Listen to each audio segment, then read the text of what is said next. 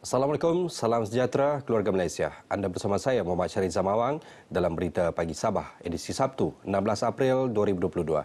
Kita mulakan dengan perkembangan semasa COVID-19. Kluster Jalan Tambalang Tuaran ditamatkan semalam menjadikan tiada lagi kluster aktif di Sabah. Manakala jumlah jangkitan baharu menyusut 21 kes berbanding sebelumnya dengan 101 kes direkodkan. Menurut kenyataan Menteri Kerajaan Tempatan dan Perumahan Datuk Seri Panglima Masidi Manjun, sebanyak 13 daerah mencatatkan penurunan, 7 daerah mencatatkan pertambahan, manakala 7 lagi daerah kekal. Tiada jangkitan baharu di 5 daerah iaitu Kinabatangan, Sipitang, Pitas, Kalabakan dan Kudat. 3 daerah mencatatkan kes 2 angka dan 19 daerah mencatatkan kes 1 angka. Risiko jangkitan kekal tinggi dengan peratusan jangkitan sporadik 58.4%. Sebanyak 95 pesakit berada dalam kategori 1 dan 2 dan masing-masing 2 pesakit dalam kategori 3, 4 dan 5. Sementara itu, sejumlah 560 pesakit sembuh dan 203 pesakit sedang menerima rawatan. 1 kematian dilaporkan di Kota Kinabalu. Sebelum ke berita seterusnya, ikuti statistik terkini kes baharu mengikut daerah dan kadar vaksinasi bagi Sabah.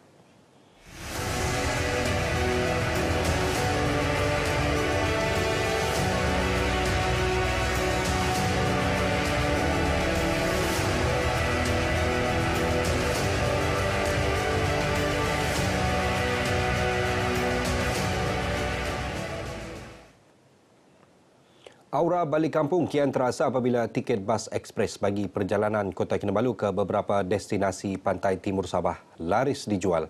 Perjalanan menggunakan pengangkutan awam bas ekspres ini kini kembali popular selepas pergerakan rentas daerah dibenarkan. Tinjauan RTM di Terminal Bas Inanam mendapati ramai penumpang hanya berjaya membeli tiket pulang ke kampung halaman masing-masing pada waktu malam dan awal pagi. Rata-rata mereka yang ditemui berkata harga tiket perkhidmatan bas ekspres berpatutan selain urusan lebih mudah dan jimat. Mereka juga berkata perjalanan menggunakan bas ekspres jauh lebih murah berbanding dengan pengangkutan udara, khususnya perjalanan domestik di negeri ini. Ya, balik kampung ini hari pergi Batu Sapi, Sandakan. Ya, senang. Agak murah lah? Lah, 47 satu orang. Senang diatur itu. Kami menggunakan bas ini kan, dia mudah, pertama mudah, kedua dia senang, dan ketiga dia teratur. Hari ini berkampunglah di sini. Senang sekali, senang dia punya pengurusan. Sebab dia punya layanan pun okey, bagus. Saya sebenarnya pilih bas ni sebab hari itu cuaca tidak bagus kan. Kira motor mau naik flight. Tapi kebetulan cuaca macam hujan je. Jadi lagi selamatlah naik bas. Biarpun dia memakan masa sampai 8 jam. Boleh tengok keindahan keliling. Dari KK sampai Tawau kan banyak daerah-daerah lain. Sebagai makanan sunnah, buah kurma sentiasa mendapat permintaan tinggi menjelang bulan Ramadan. Bagi golongan peniaga, bekalan kurma yang mencukupi suatu kemastian untuk memenuhi permintaan pelanggan. Tinjauan RTM di Wisma Muiz Kota Kinabalu mendapati majoriti premis menjual pelbagai jenis kurma bagi memenuhi permintaan. Antaranya kurma Nabi, Maryam, Safawi dan kurma madu semuanya diimport sebulan lebih awal sebelum Ramadan menjelang. Tahun ini, pemandangan kita balik pada fasa endemik macam tu, kami di sini menyediakan bekalan kurma sebelum Ramadan dalam seminggu atau 2 minggu macam tu. Tapi untuk stok seterusnya, kami akan dalam 2 atau 3 kali lagi order untuk elakkan daripada kerosakan yang berlaku lah. Sebelum Ramadan tu, sehari sebelum Ramadan memang kami banyak kurma sudah sampai pergi sini lah. Ada lebih 2 kontena besar lah. Setakat ini kami memang okey, kami punya daripada segi orang beli. Ada lagi macam YB datang ke sini minta packing. Lepas tu jabatan-jabatan kerajaan pun ada juga. Kami bagi jual borong jugalah dengan mana-mana kedai-kedai runcit. Sementara itu, pelanggan yang ditemui mengakui kurma yang dijual kali ini lebih banyak pilihan berbanding tahun sebelumnya yang terhad susulan pandemik COVID-19. Saya melihat kurma yang sekarang kena jual ni lebih banyak berbanding yang sebelum ini kita menghadapi pandemik kan. kurang pilihan. Jadi sekarang saya datang ke sini membeli kurma ini macam banyak pilihan lah pula. Jadi rasanya berpuas hatilah dengan bermacam-macam kurma yang dijual. Setelah 2 tahun kita tidak buat bazar macam ni kan, tahun ni macam permintaan lebih baiklah, lebih-lebih lagi setelah kita masuk kepada fasa endemik yang sekarang ni. Pilihan pun makin banyaklah pelbagai. Jadi pembeli pun dia boleh buat pilihan untuk lebih banyaklah. Turut dijual adalah kurma eksotik seperti kurma disalut coklat, kurma walnut, kurma kismis dan kurma coklat susu. Produk dan jenama anda kurang dikenali? Mahu tingkatkan lagi hasil jualan?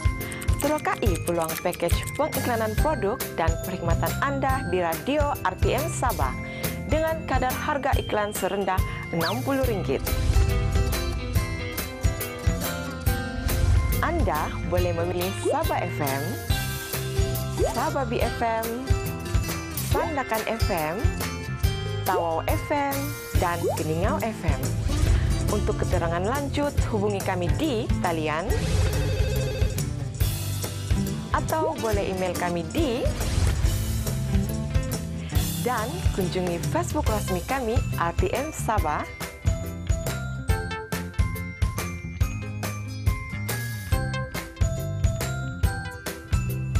Perniagaan anda keutamaan kami.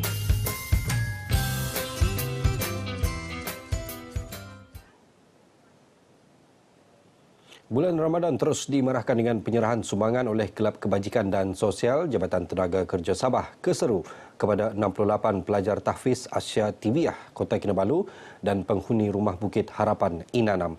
Bantuan tersebut berupa wang tunai sebanyak RM3,000 serta barangan makanan dan keperluan. Timbalan Pengarah Jabatan Tenaga Kerja Sabah, Muhammad Napia Haris berkata sumbangan tersebut dilaksana dengan kerjasama Siam Oasis, Syarikat Senada Seirama, ESTC Academy dan individu yang menyumbang bertujuan membantu menambah keperluan Pusat Pengajian Tahfiz dan penghuni Rumah Harapan ketika bulan Ramadan dan Hari Raya Aidilfitri. Jadi dengan sumbangan-sumbangan ini di bulan Ramadan dapat selain daripada kita berpuasa, kita melaksanakan solat tarawih, kita juga melaksanakan ibadat-ibadat lain, kita juga memberikan sumbangan agar kita punya ibadah dan puasa kita, harapan kita menjadi lengkap dan sempurna untuk menyucikan diri kita dan juga ibadah kita yang kita telah laksanakan. Beliau berkata demikian kepada pemberita RTM selepas menyampaikan bantuan kepada Pusat Pengajian Tahfiz Asia Tibiah Kota Kinabalu dan Rumah Bukit Harapan Inanam dalam ziarah bersama Keseru di Kota Kinabalu. Penerima bantuan bersyukur dengan bantuan yang diberikan. Alhamdulillah untuk sumbangan hari ini daripada Jabatan Tenaga Kerja. Syukur pada Allah Subhanahu Wa Taala, memang amat dialu-alukan sumbangannya juga dan memang sekurang-kurangnya dapat meringankan beban kadar perbelanjaan tahfiz kami di sini, yang mana memang dari sudut keperluan harian, makan tu bayangkan seharian mau dibagi makan 25 orang. Seminar khas Ramadan, usaha berterusan Institut Tadbiran Awam Negara Intan Kampus Sabah mendidik penjawat awam agar kekal berintegriti, amanah dan meningkatkan komitmen tinggi dalam melaksanakan tanggungjawab.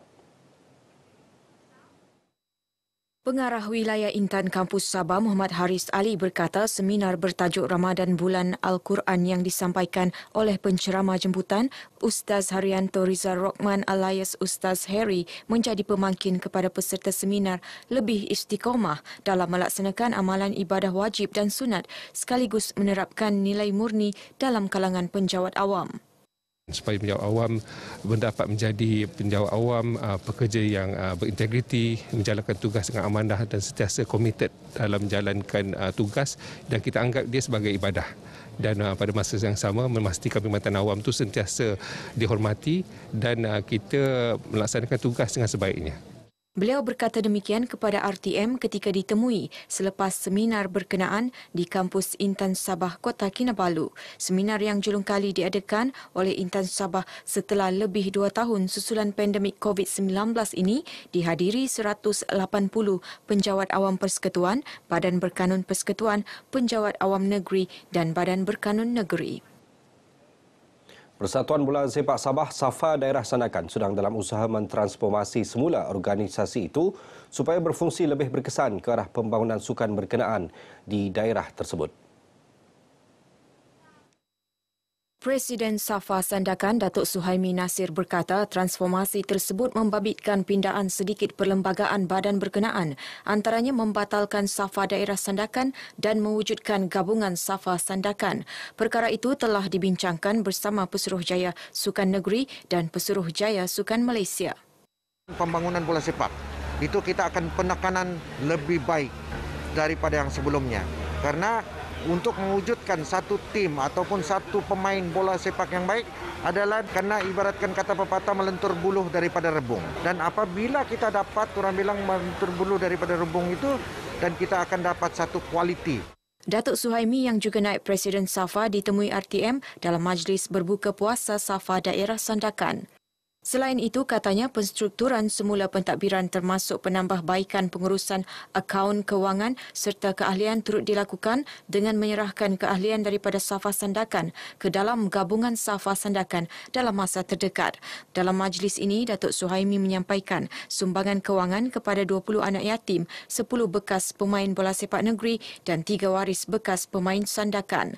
Terdahulu dalam majlis berasingan menerusi program Jelajah Ziarah Kasih Ramadan, beliau yang juga Ketua UMNO bahagian Libaran turut menyampaikan sumbangan seumpama kepada kira-kira 100 anak yatim dan ibu tunggal. Paparan itu mengakhiri berita pagi Sabah untuk hari ini. Saudara, lengkapkan status vaksinasi anda. Dapatkan suntikan dos penggalak. Saya Muhammad Syarif Samawang. Assalamualaikum dan salam hormat.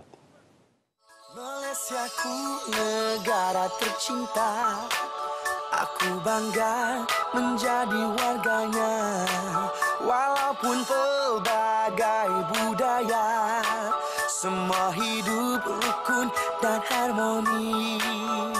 Ada gurau senda, musik dan mengusik, terjalin hubungan mesra. Toleransi hebat, berjiwa perkasa,